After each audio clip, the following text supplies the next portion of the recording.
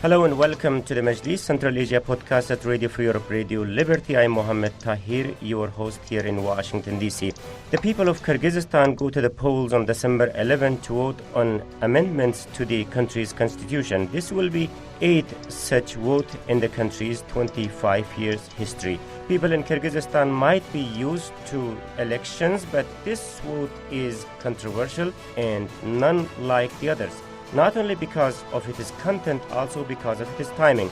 The top among the contentious articles in the proposed draft is the empowerment of Prime Minister's position. Another contention is its timing, because the polling is taking place just ahead of current president's term in office is coming to an end.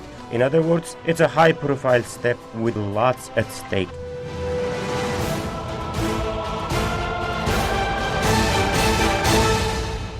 On this episode of Majlis, Radio Free Europe, Radio Liberty's weekly Central Asia podcast, we will try to unpack some of the coded language in the proposed changes to the constitution and discuss what do they mean to Kyrgyzstan and to the country's political future. To discuss the subject from Bishkek, Kyrgyzstan, I have Idil Baysalov, who is the political activist and former chief of presidential staff at the President Rosa Otunbayeva's administration. Idil, welcome to the Majlis. Thank you, Tahir. Very nice to have you. From Washington, D.C., Dr. Erika Marat is joining us, who's the assistant professor at the College of International Security Affairs, National Defense University. Erika, welcome to the Majlis. Good morning. Good morning. And from Prague, joining us, Bruce Pannier, who's the editor of Radio Free Europe, Radio Liberty's Central Asia blog called Qishloq Ovazi. Bruce, welcome to the Majlis. Fantastic to be here. Very nice to have you. Now, as usual, before to kick off the debate, be reminded that please amplify, expand, or directly disagree with points other guests are making. Please do not wait for me to prompt you a question so that we have a lively debate today. With this, let's start with you, Idil. A few months ago, we had a similar discussion about the content of the constitutional amendment. Then there were lots of discussion about it, but not or little clarity on what the envisioned changes were about. As people going to the vote on this Sunday, do we know at this stage what people are voting for? What are some of the main articles in the changes?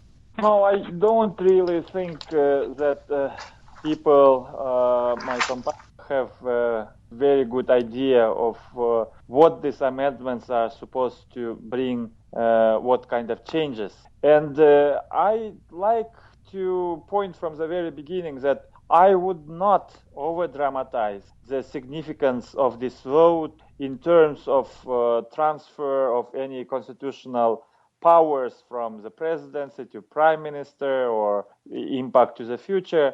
Because I think the most important outcome of this referendum will be political, and it will be damage or maybe annulment of the long-term legitimacy of Almazbek Atambayev as a defender of democracy. For better or worse, he has claimed that role and title and still envisions himself for the future. But the way he managed this constitutional referendum, the way he destroyed all his relationships and generally, destroyed his reputation with the public. I think it basically cancels out any supposed advantages that he's going to gain. And I don't really see many advantages that he's supposed to gain because, we can discuss increase of the, powers of the prime minister, but let us not forget that actually, according to the current constitution, the prime minister is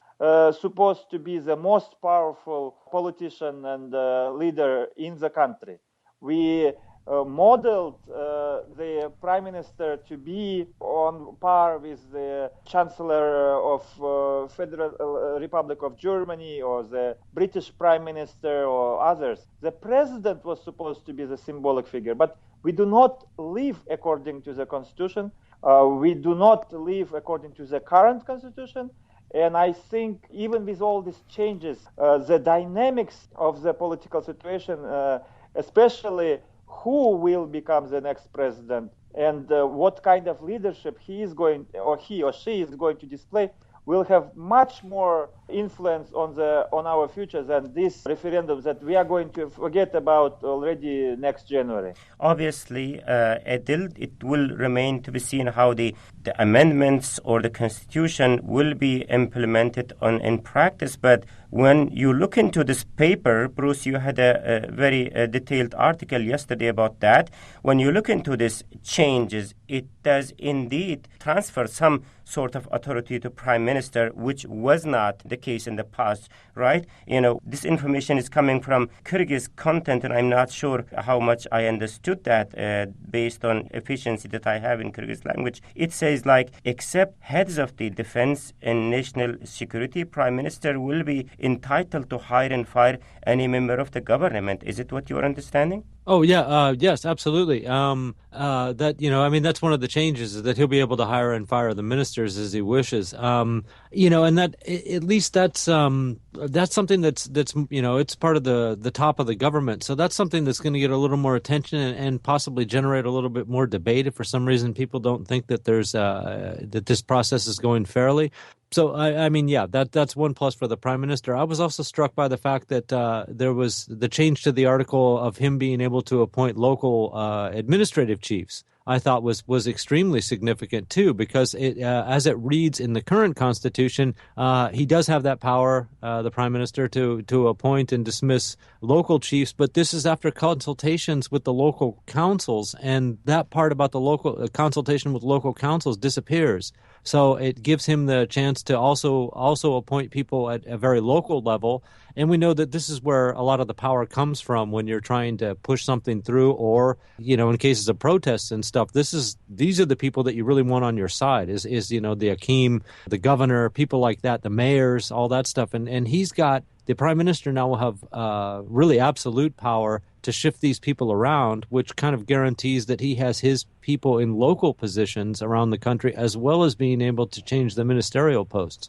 Erika, there are two opinions I am getting. Yeah. One, Adil say that we should not be dramatizing. It's not a big issue. Prime Minister already has the power which he needs. And on the paper, there are a number of other authorities given to the Prime Minister if this draft is approved on Sunday. So, right. First of all, this comparison. Second, what the strategy you see behind this move? So I guess my view is somewhere in the middle, is that it does, it gets the way the constitutional referendum is imposed just shows that political process doesn't really matter. And whatever the changes in the constitution, it will benefit the political class who is in power, who wants to rule the country according to what they see appropriate for their political interests, for their political vision. So even if eventually, and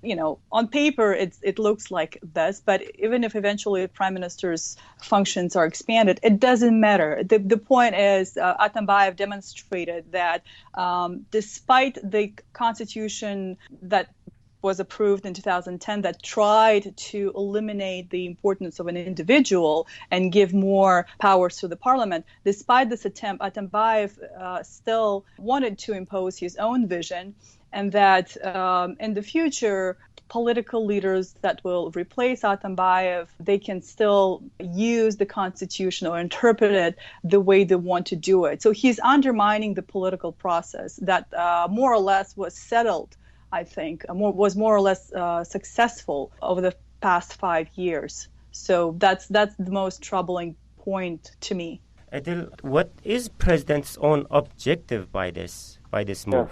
That's what I actually would like to, when we shouldn't be giving too much credit to Almazbek Atambayev. Guys, I would like to share opinion, and it's not only opinion of me, a long-term skeptic. And I know, but he is the guy driving the entire discussion today, isn't it? Exactly, but it is a stumble. I would like to reiterate that actually he has destroyed lots of legitimacy of himself, and by violating the whole political process, what Erika has been pointing out, he doesn't really have a game plan.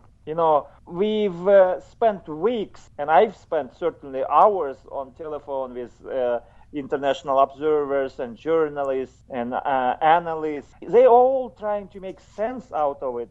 And the rationale that we assign is that Atambayev is going to install a puppet prime minister, certainly not going to become a prime minister himself. He's too overworked, or maybe he's not interested. But anyways, he thinks that he's going to extend his political life and maybe even control the future of Kyrgyzstan. A week ago on his press conference, he told exactly that he's going to be there. And actually, he warned the next president that he should mind, walk the line. But what I would like to say is that we have a divided parliament. We have a very small political fractions. The Social Democrats and, are a nominal largest fraction. But what we've seen in the last 1-2 months is that basically this Atambayev coalition is tearing apart. Most vocal loyalists of Atambayev have voiced publicly, and I know dozens more who are voicing their unhappiness and indignation privately. So basically, what on the facade, we will see this referendum pass. We will see Atambayev claiming maybe a moral victory and some mandate But basically, the most important thing what is going on in the country is the next presidential elections. And by destroying his legitimacy, by quarreling, by picking a fight with Tekebayev, with Otunbayeva, with insulting everybody else, both inside and outside the country, Almazbek Atambayev has basically signed himself out of the future of any political future. Okay, let's see. Bruce, let's talk a little bit about the technicality of this before we get into the political polemic aspect of the discussion. I was looking at the website of our Kyrgyz service where they talk about the third paragraph of Article 72, where the proposed law apparently dictates the need for being a member of Jokurku Gengesh, meaning the parliament, to qualify for the position of prime minister or his deputies. What problem does this specific article wanting to solve from authorities' point of view?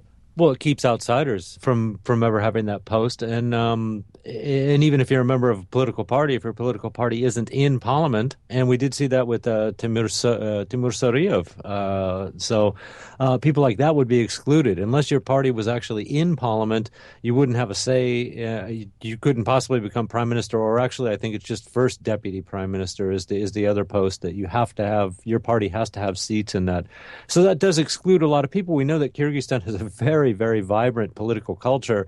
There's a lot of figures who are well known to people, and so through this rule, you exclude a lot of people whose party might not have gotten in, and you effectively neutralize them from getting too close to the government, because since their party's not in, they have no option to get in themselves. Tahir, I would like to add, that just like with the appointment powers of the local heads of administration that Bruce discussed, as well as this clause, I support these constitutional amendments. And I support almost like 75-80% of these amendments, because we've discussed this, and the current constitution is not perfect. I do not agree with some of my colleagues in civil society and in the political side who say that it's locked until 2020. No, it is not. This current constitution has built not a democracy, not a parliamentary democracy, but a very oligarchic system that doesn't feel shame about being an oligarchy. But regarding the clause that changes of the status of the prime minister, it's actually to fix the problem, and it's actually we are supposed to have it. You cannot imagine Chancellor of Germany or Prime Minister Italy or Prime Minister, especially Great Britain, to become other than a party of the victorious political party that receives popular mandate. It's not supposed to happen in parliamentary democracy. The head of the political party is supposed to successfully form the coalition majority and serve as prime minister. And we had that working in the first years of this constitution. But what happened was that especially with Ömerbek Babanov, who was the second prime minister after Almazbek Atambayev went on to become president, because of the manipulation and schemes against him, after he was fired from prime minister, he was basically thrown out of politics. He was in the cold for 3 years, and he was out of parliament. And this can happen to any ambitious political leader. And we've seen in this parliament that actually most ambitious political leaders, they do not want to leave parliament. They did not want to become prime ministers. There was no competition to become a prime minister or deputy prime minister. Instead, they focused on the great struggle for the speakership, because you can lose that fight, but you still remain a member of parliament. And therefore, this is a compromise that I actually was arguing that the whole cabinet is made up of members of parliament, of elected members of parliament, who could keep their seat in parliament. I think it also saves a lot of money and saves a lot of backbenchers coming in and just being a keg in the wheel. But the prime minister, even if he loses the majority, even if he goes into the opposition, he has the seat in the parliament to return to and lead the opposition inside the parliament. I think it's an important fix that I actually welcome very much and have proposed and fought for adoption in the before. Okay, thank you, Adil. We will go to a break shortly. Before that, do you, Erika, have anything to add on the political aspect of proposed change? I think the most outrageous amendment is making Kyrgyzstan not obliged to follow international rulings on human rights violations inside Kyrgyzstan. That's very troublesome. But it doesn't matter whether we agree or disagree, because the process, the way it was imposed, there was no political debate, there was no public debate on this. And without this debate, whatever is the outcome of December 11, it really doesn't matter. It undermines the more or less stable political process with this imperfect constitution that was established since 2010, very much reinforced by competitive and unpredictable elections and some kind of resemblance of political debate inside the parliament. That's interesting. Now, I want to go to a break, but one question is popping up. Adil, you mentioned that, and Erika, you are talking about this repeatedly, saying that there was no political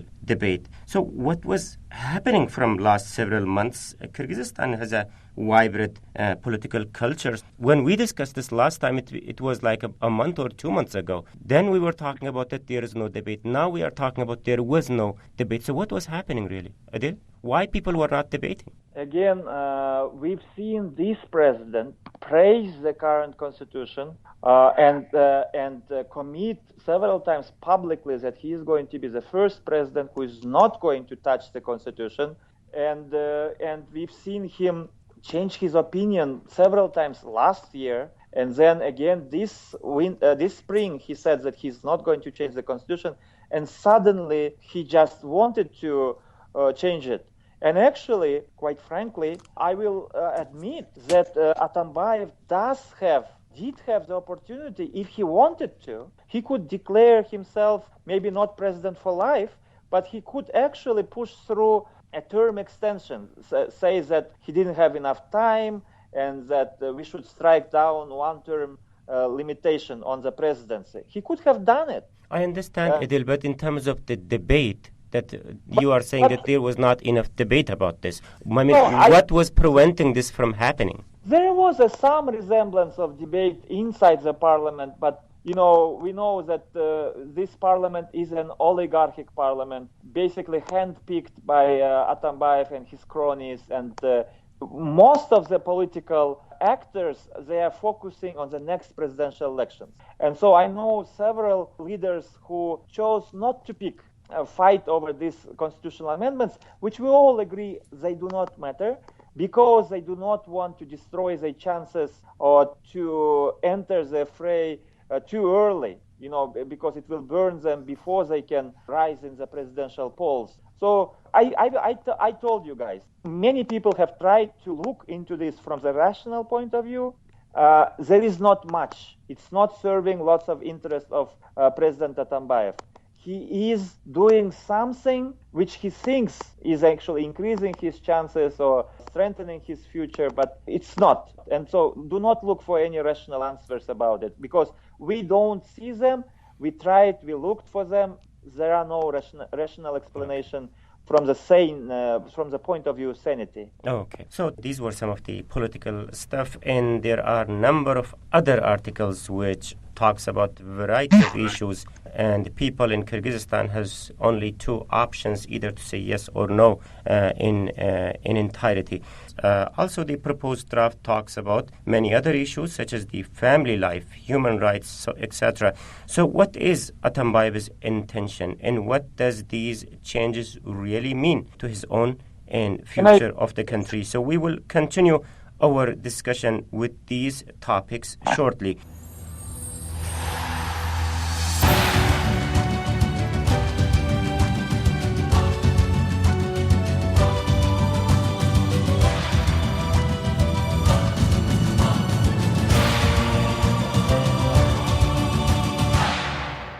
First, let me recap the debate. Today on the Majlis, we are discussing the upcoming controversial referendum on amending the Kyrgyz constitution and what does it mean to the future of the nation. Discussing the subject with me are Edil Baysalov, the former chief of presidential staff at the President Rosa Otambaeva's administration, Dr. Erika Merritt, the assistant professor at the College of International Security Affairs at National Defense University in Washington, is joining us. Also, Bruce Pannier, editor of Radio Free Europe, Radio Liberty's Central Asia blog called Kishlag Owazi, with us. Today, he is joining us from Prague. I'm Mohammed Tahir, host of the Majlis here in Washington, D.C. Welcome back, ladies and gentlemen. So, okay, we spoke about political aspects in details, though we will continue talking about this shortly. But first, let's touch some other interesting articles. One of them talks about the family code, the Article 36, paragraph 5.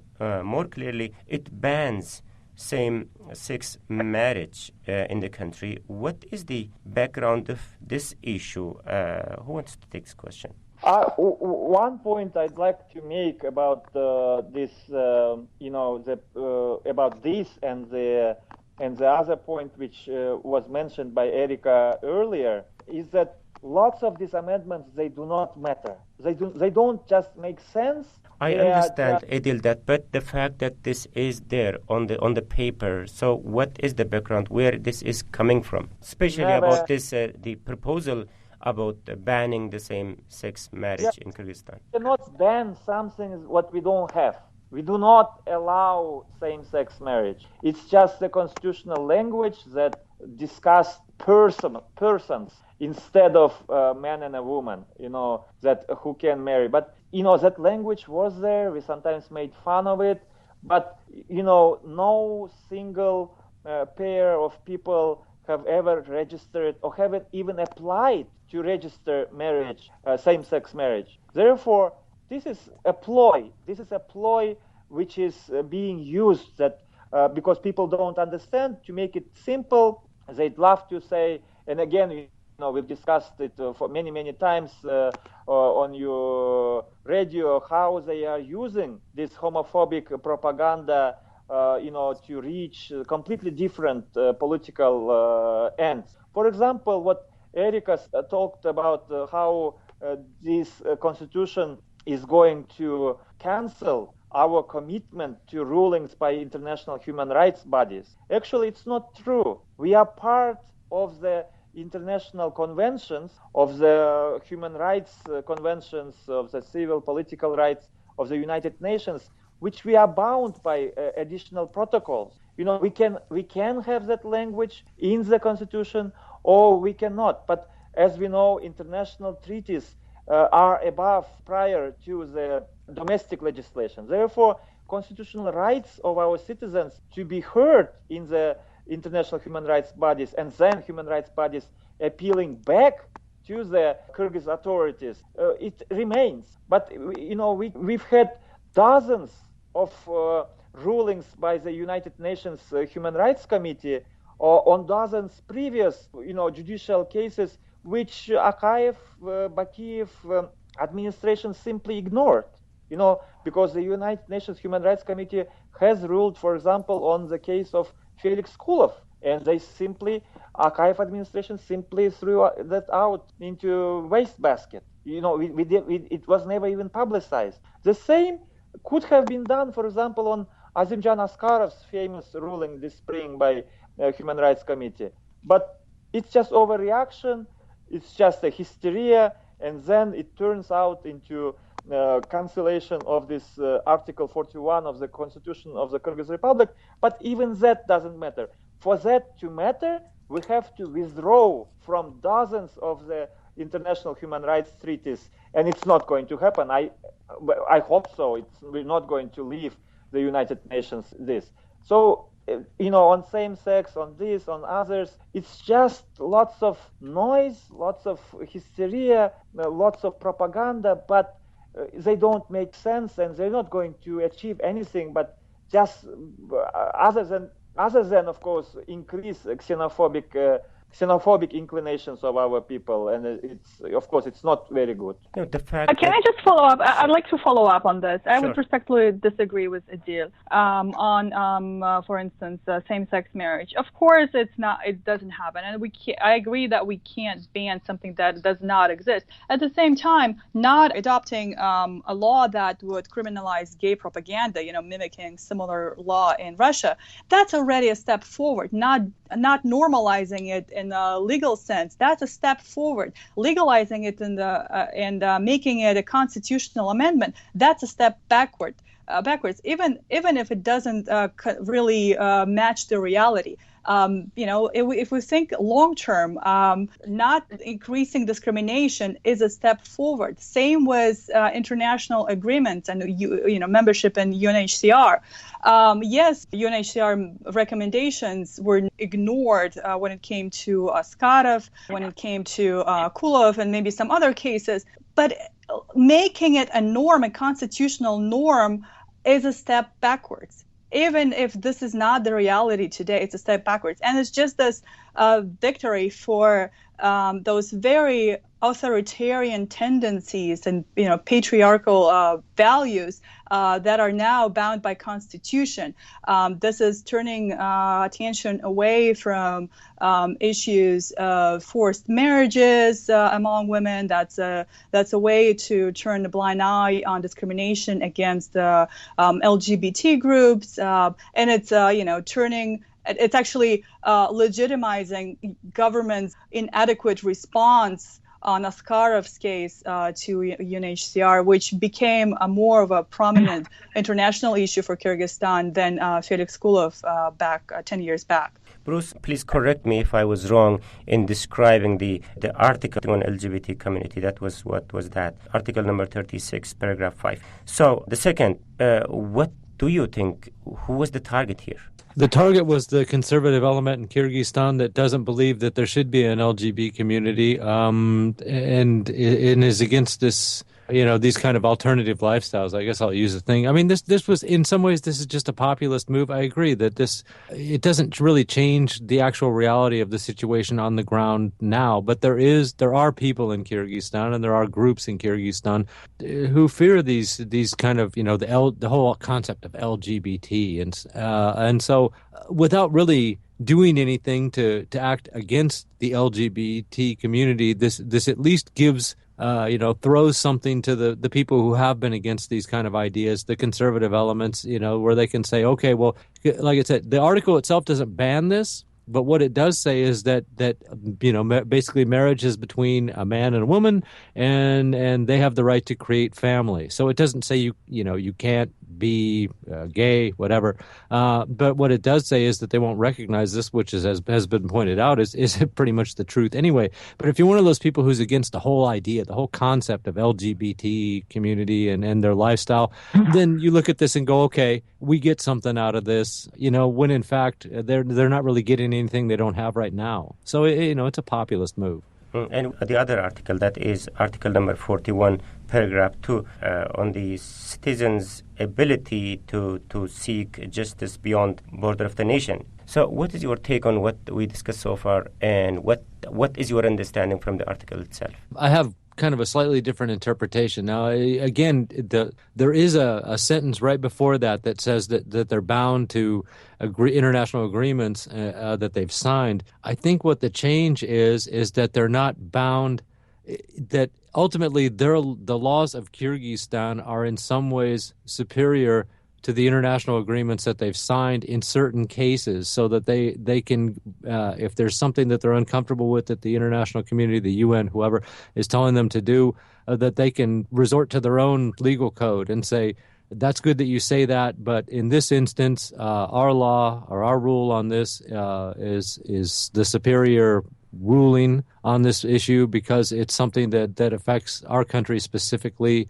in a way that could be negative. That's kind of how I see that. They're not withdrawing from anything, and they're not saying that they won't, that they just won't heed what the international community says, but it does give them exceptions to international rulings with which they do not agree, and they feel that their laws, the laws of the country, are better suited to address specific cases than are the international laws.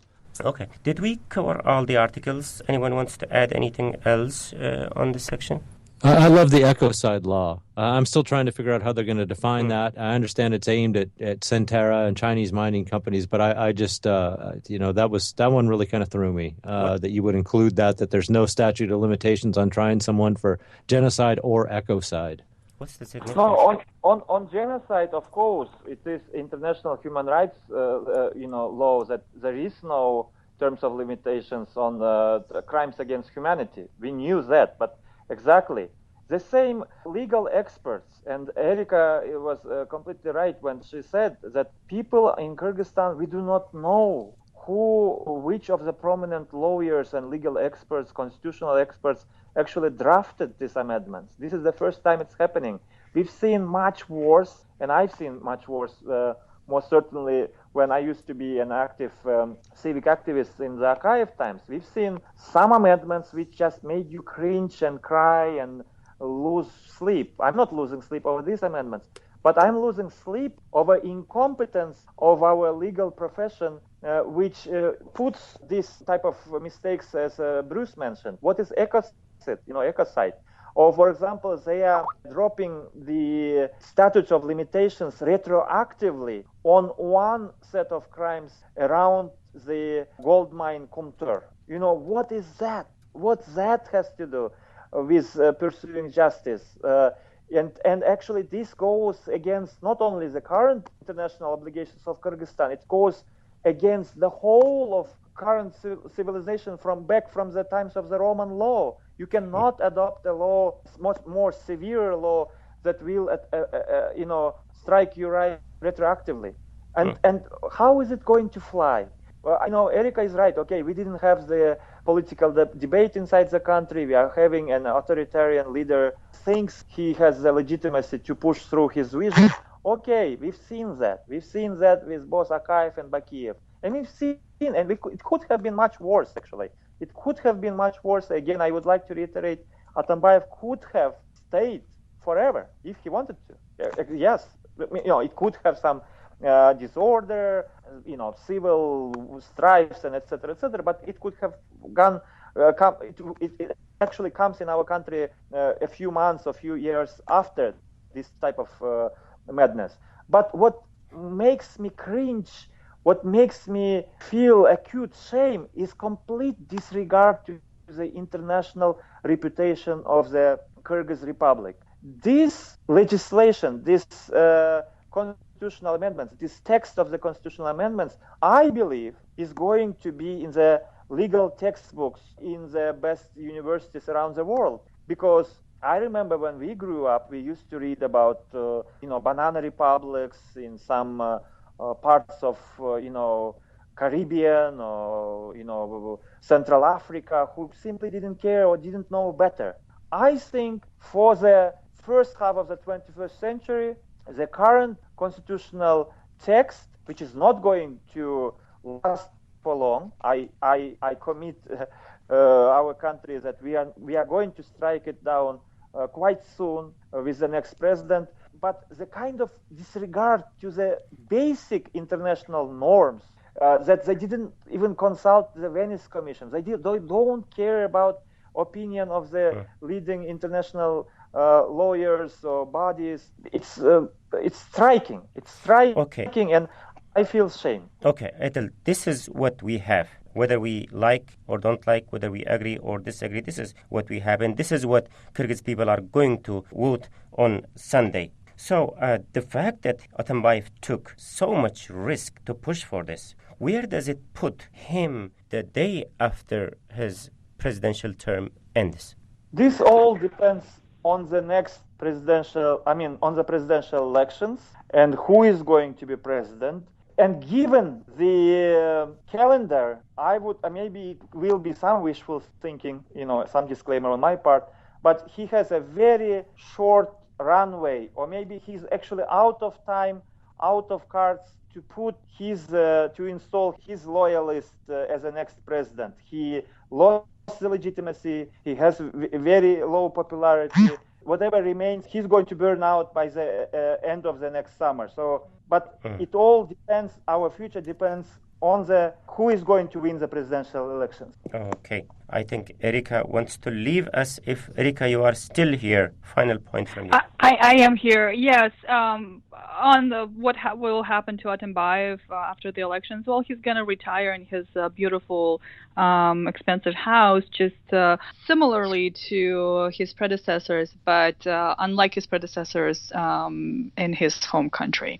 He's not going to go down in history as a reformer or someone who changed the country for the better. Unfortunately, he lost this opportunity. Okay. Bruce Pannier, with this, we would like to end the discussion. So what would be your final thoughts?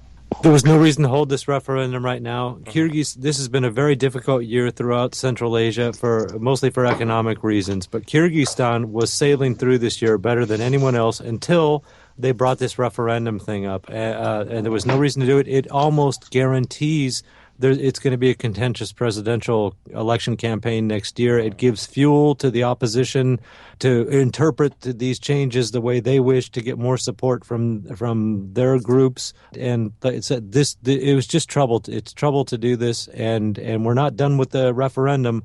Like I said, this is going to reflect greatly on what happens next year once we start the presidential campaign.